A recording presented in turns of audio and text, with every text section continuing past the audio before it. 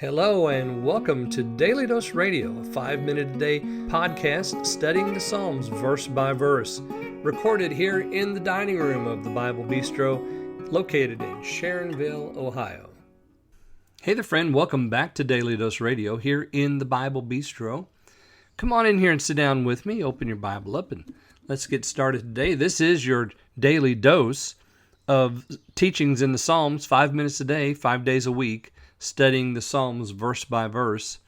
And I try to keep to that, except for yesterday. Now, yesterday went just a little bit longer than 5 minutes, but I think it was worth it.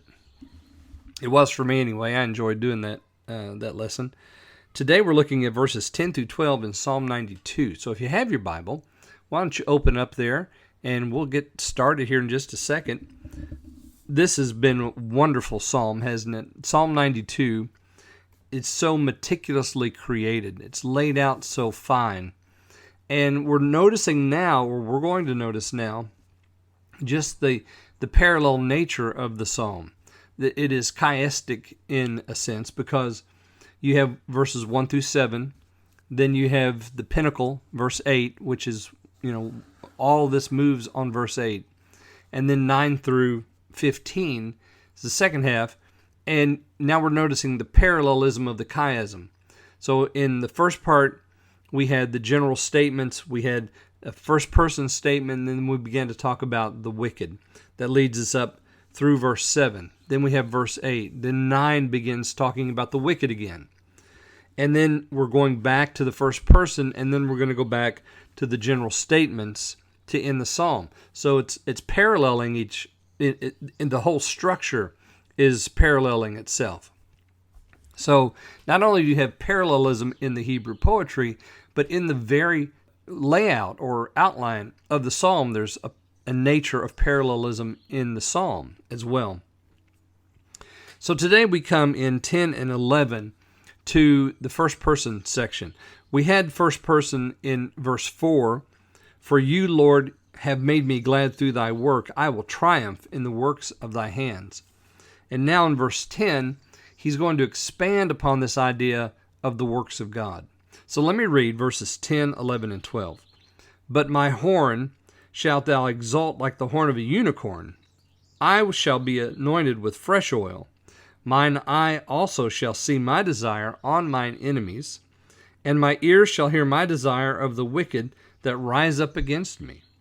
The righteous shall flourish like the palm tree. He shall grow like a cedar in Lebanon. Now you'll notice, as I said, the first person is used here, which parallels nicely with verse 4.